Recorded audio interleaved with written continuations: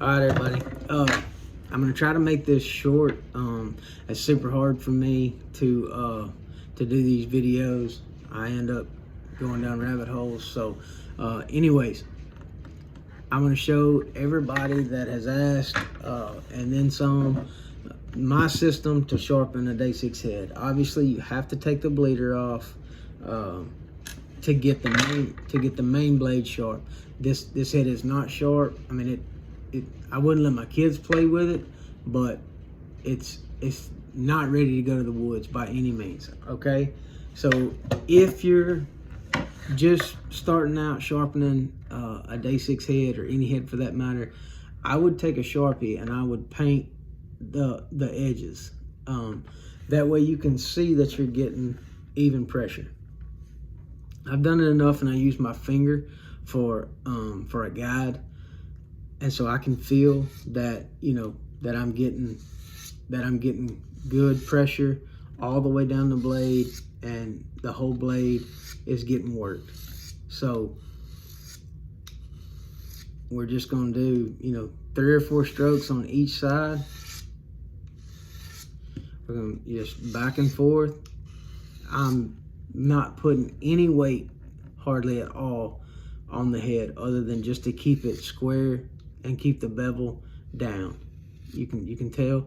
So, like, the biggest problem with most people is they put way too much power. I mean, they're bearing down on this dude, and what you're doing is you're just taking that micro edge and you're just doing this, just back and forth, and at some point, finally, you're gonna have this.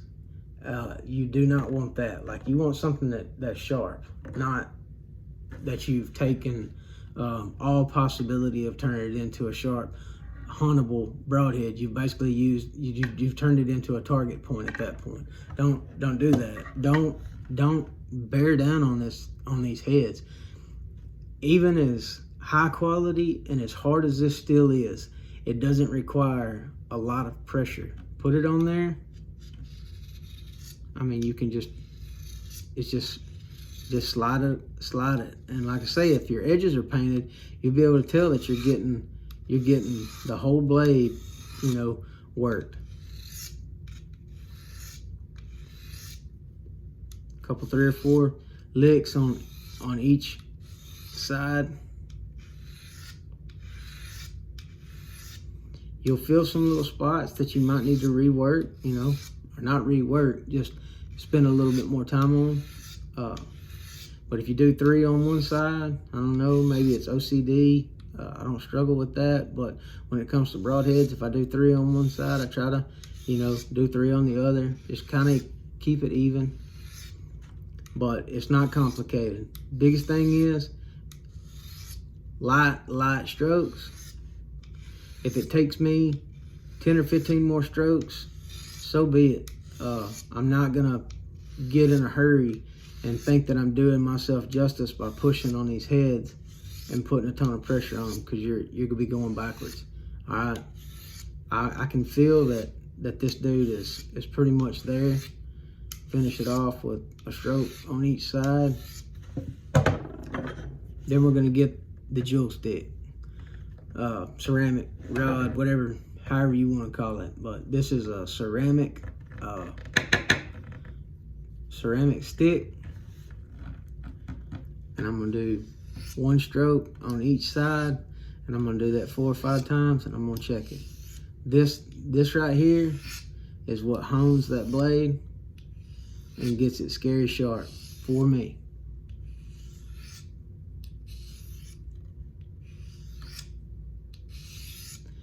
It's just sliding across there like butter now, so I feel like I'm in good shape. She feels about right. Let's see.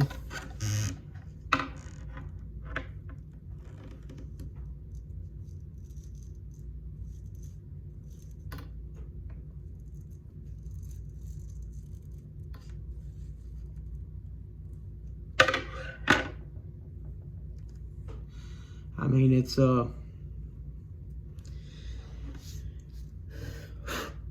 really ain't much more you can do. I mean, it's a couple more strokes might might make it a little bit sharper, but that dude is it's as scary as anything on the market and then some. So that main blade is ready to hunt. It's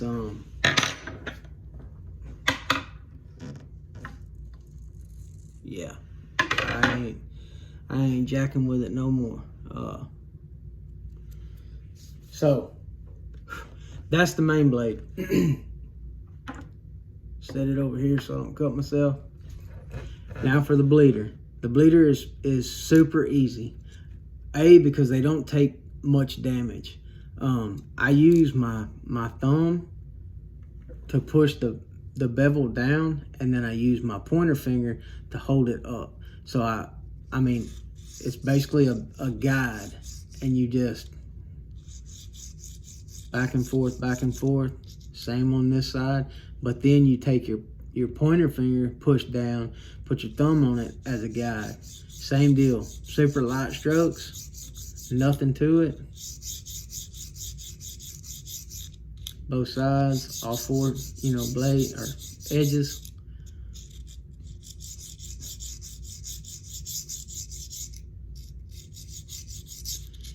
And these, like I say, I'm gonna say it again, they don't take much effort because they don't take a whole lot of damage.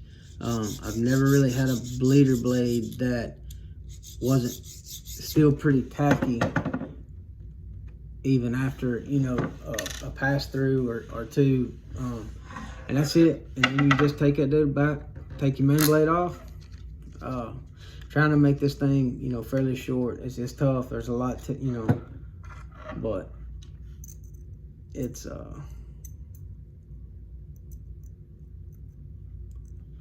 be careful putting these blades back on.